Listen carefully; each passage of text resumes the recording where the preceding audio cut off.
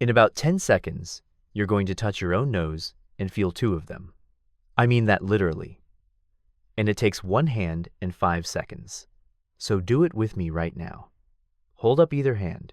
Cross your middle finger over the top of your index finger, so they're tangled, one climbing over the other. Get them crossed nice and tight. Now, with your eyes closed if you can, reach up and touch the tip of your nose or the point of your chin, right in the little V where the two crossed fingertips meet. Gently roll it back and forth. Feel that? There are not two nose tips. There's one. You've had exactly one your whole life. But right now, with your fingers crossed, your own hand is swearing to you that there are two separate little points, side by side, where you know for a fact there is only one. Roll it again. The second one won't go away. You can look right at your single, solid nose, and your fingers will keep insisting there are two of them. That doubling you're feeling is not a trick of your fingers.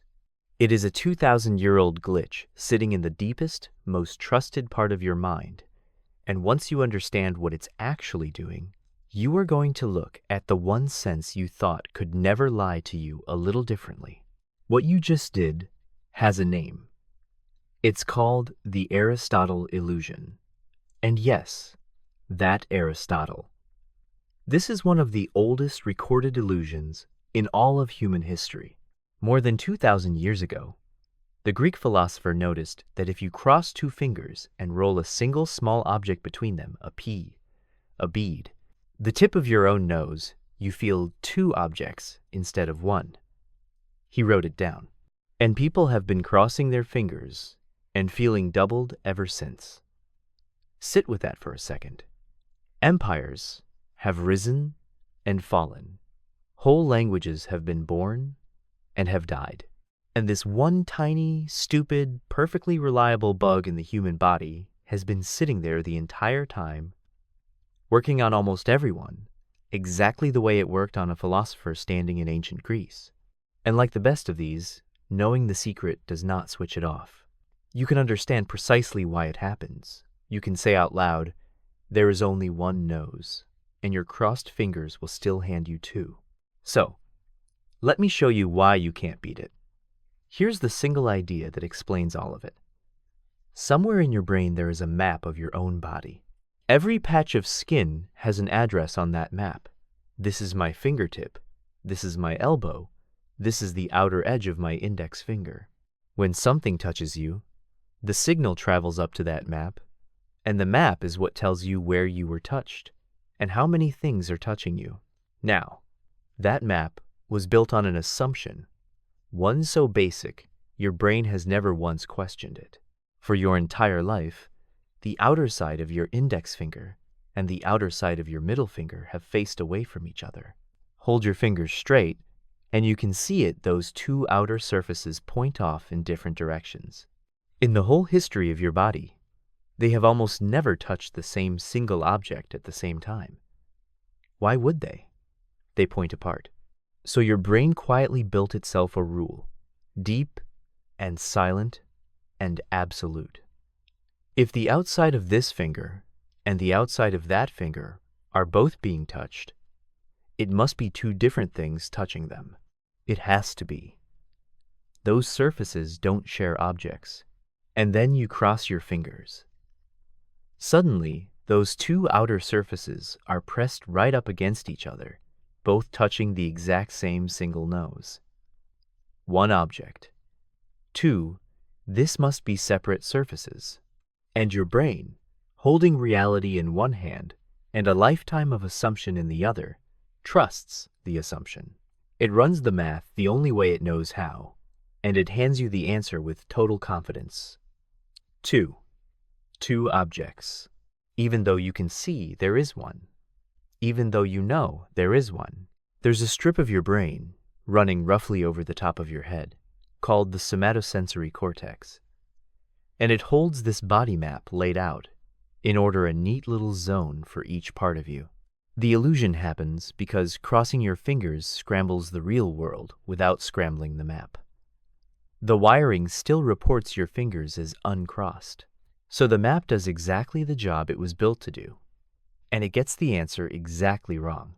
And here's the detail that proves it really is about that old assumption, and not just about fingers being weird. It is fragile in a very telling way. It works best when the object is small and round, and you are not looking at it. A pea, a bead, the point of your nose or chin, eyes closed. Give your brain a big, obvious, well-lit object and let it get a good long look. And the doubling often melts away because now your eyes are shouting 1 loudly enough to overrule the touch map. And it's stronger for some people than for others. A few of you rolled your nose just now and honestly felt only 1, and that's real too. Best guess, from what researchers think. The more your sense of touch is running on the map alone, with no vision there to correct it, the more completely that ancient assumption takes over. Take away the competition, and the assumption wins clean.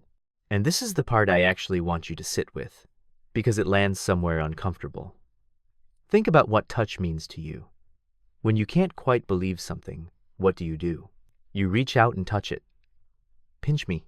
Touch is the sense we treat as the final judge. Sight can be fooled by a magician. Sound can be faked.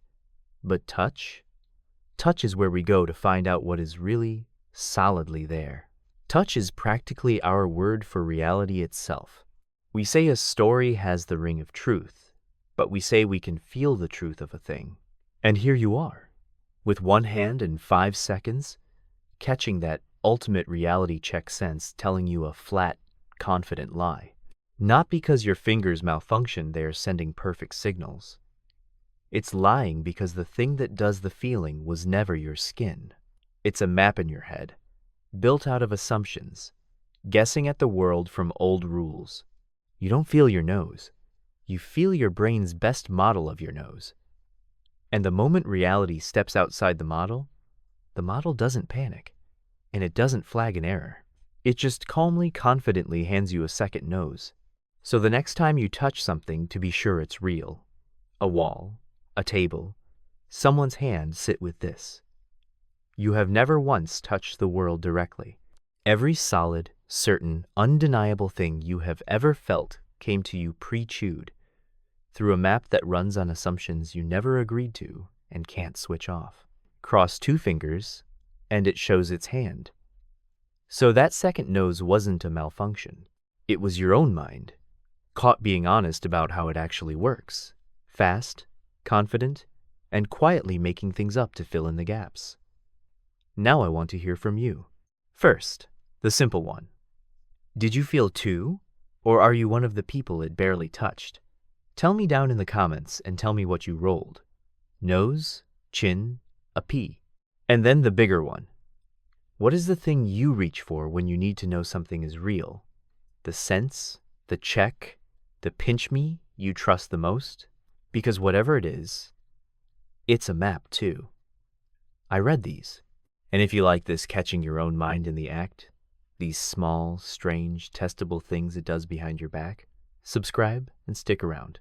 There is a whole pile of them, and every single one of them is really about you.